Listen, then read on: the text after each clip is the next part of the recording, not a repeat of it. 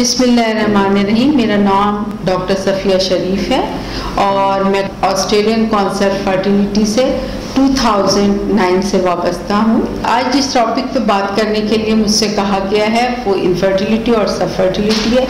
Infertility क्या है या सब फर्टिलिटी क्या है? एक कपल का एक साथ रहते हुए नॉर्मल ताल्लुकात होने के बावजूद कंसीव ना करना इस ज़मरे में आता है। अब हम इसकी क्या वजूहात हो सकती हैं, फैक्टर्स क्या हो सकते हैं, कॉजेज़ क्या हो सकते हैं, ये इन डिटेल में आपको बताती हूँ। दरअसल अगर हम देखें कि यंग कपल अगर उसकी उम्र 21 साल या 22 साल से लेकर 28 साल 30 साल तक है और वो कंसीव 1 साल तक नहीं करता है शादी के बाद, तो उसको अपने करीबी डॉक्टर से रुजू करना चाहिए, या अगर वो IVF सेंटर विज़िट कर सकता है तो उसे वहाँ जाना चाहिए और अपने बेसिक टेस्ट करवा लेने चाहिए। अगर सब चीज़ें ठीक हैं तो वो वेट कर सकते हैं।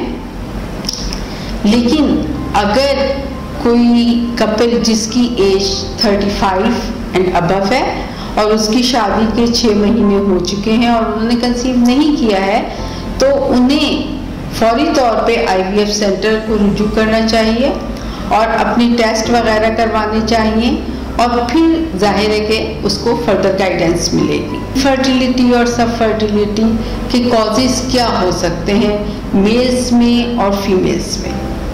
3 चीज़ें होती हैं, मेल फैक्टर, फीमेल फैक्टर और एक ग्रुप होता है जो अनएक्सप्लेन्ड इनफर्टिलिटी कहलाता है। मेल फैक्टर्स पे आ जाएं तो हम एक छोटा सा टेस्ट करवाते हैं सीमेन का और उसके बाद पैरामीटर्स देखते हैं कि कहाँ पर डेफिशिएंसी है, उसके बाद उनको फर्दर गाइडेंस देते हैं। कुछ मेल्स ऐसे होते हैं जिनमें हमें फौरी तौर पे IVF की ज़रूरत होती है। अब फीमेल फैक्टर्स पे आ जाएं तो फीमेल फैक्टर्स में ट्यूबर ब्लॉकेज आ सकती है, एंडोमेट्रोसिस आ सकती है और हायर FSH हो सकता है, जिसकी वजह से यंग फीमेल्स भी कंसीव नहीं कर रही होती हैं। इसके बाद अनएक्सप्लेन्ड ग्रुप पर, तो अनएक्सप्लेन्ड ग्रुप वो होता है जिसमें मेल और फीमेल दोनों में कोई प्रॉब्लम नहीं होता है, लेकिन सारे पैरामीटर्स उनके सही होते हैं, सारे हार्मोन्स लेवल्स और each and everything is okay, but जिसे हम कहते हैं कि अल्लाह की तरफ से देर है, कंसेप्शन नहीं हो पा रहा होता है। तो उस सूरत में हम IVF एडवाइस कर रहे होते हैं ऐसे कपल्स को, क्योंकि उनकी शादी को 5 से 6 साल हो चुके होते हैं। अगर वो एक दफ़ा IVF के थ्रू कंसीव कर लेते हैं तो उनका जो है स्ट्रेस लेवल कम हो जाता है और वो फिर नेचुरल जो है उनके कंसेप्शन, नेचुरल प्रेगनेंसी शुरू हो जाती हैं। ये तो मैंने आपको जो है बताया है सारा कि ये इनफर्टिलिटी और सब फर्टिलिटी रीजंस वगैरह इसके फैक्टर्स।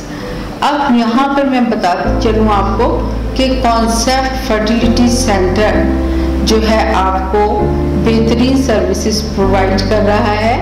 हमारे पास अंडर वन रूफ सारी सर्विसेज हैं। यहाँ पर हमारी लैब भी है, हमारा डे केयर भी है और इसके अलावा जो है OT हर चीज़ बेहतरीन हमारी जो फैसिलिटीज़ हैं। हमारी लैब पाकिस्तान की बेहतरीन लैब्स में से एक लैब है।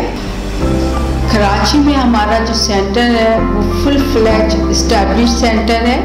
यहाँ पर हम GS प्रोटोकॉल फॉलो कर रहे हैं, GS की सर्विसेज भी दे रहे हैं। इसके अलावा जो है हम यहाँ पर टोटल ऑस्ट्रेलियन प्रोटोकॉल्स फॉलो कर रहे होते हैं। हमारी ऑस्ट्रेलियन टीम्स यहाँ पर विजिट कर रही होती हैं।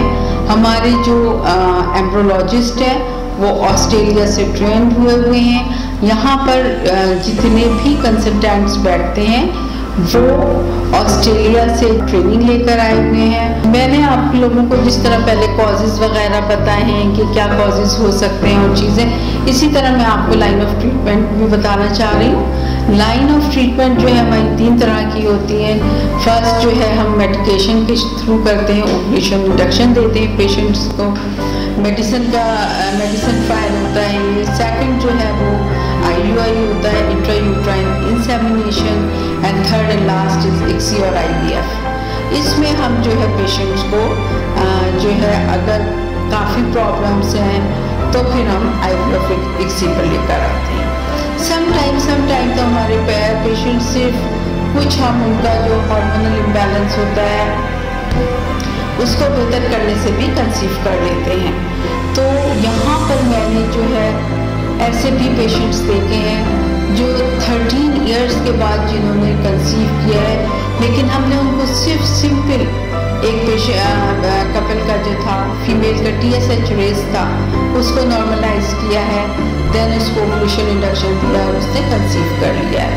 तो मैंने यहाँ पर बहुत से मायूस कपल्स को आते देखा है और मुस्कुराते हुए जाते देखा है।